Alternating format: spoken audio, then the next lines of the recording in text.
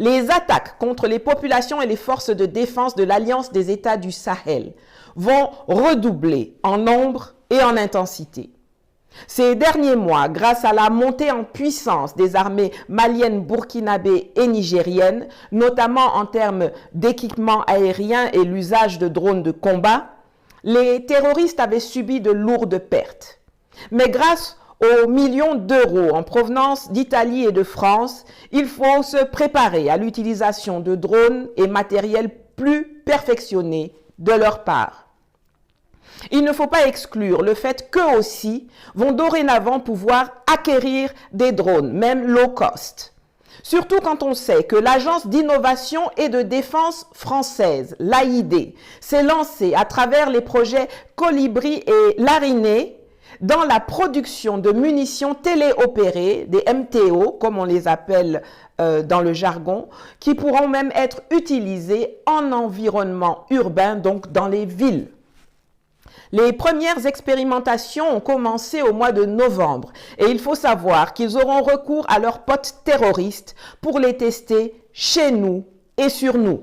Et même au-delà de ça, les Américains, les Iraniens en produisent déjà depuis belle lurette et ils peuvent être achetés à tout moment par les terroristes qui obtiennent plus facilement des armes des puissances productrices occidentales que nos propres États.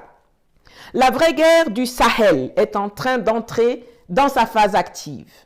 Ce qui est devant nous, c'est la puissance 100 de ce que nous avons vécu jusqu'ici.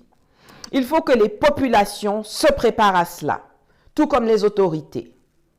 En se faisant chasser comme la malpropre qu'elle est, l'oligarchie française n'a pas abandonné ses visées sur l'Afrique en général et le Sahel en particulier.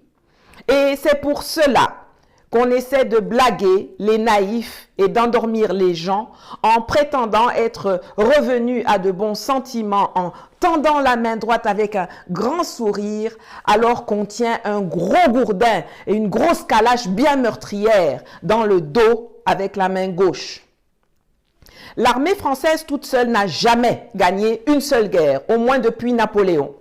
La France a été déculottée lors de la guerre franco-allemande en 1870. L'armée française a été bottée en 1914, fessée en 1939. En 1954, on les a bien chicotés au Vietnam. Partout où l'armée française va seule sur le champ de bataille, on la tape net, des éternels perdants.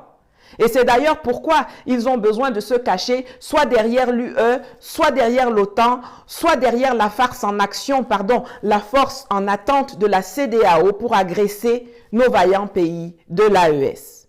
Par contre, là où la France excelle, là où elle est championne du monde avec les États-Unis, c'est dans la déstabilisation, les coups fourrés, les assassinats.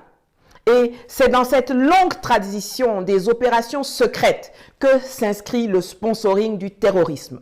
D'ailleurs, quand vous voyez que Macron a reçu en grande pompe l'émir Al Thani à Paris et qu'on annonce 10 milliards d'euros d'investissement qatari en France, il faut savoir que dedans, il y a quelques millions pour financer les groupes terroristes au Sahel.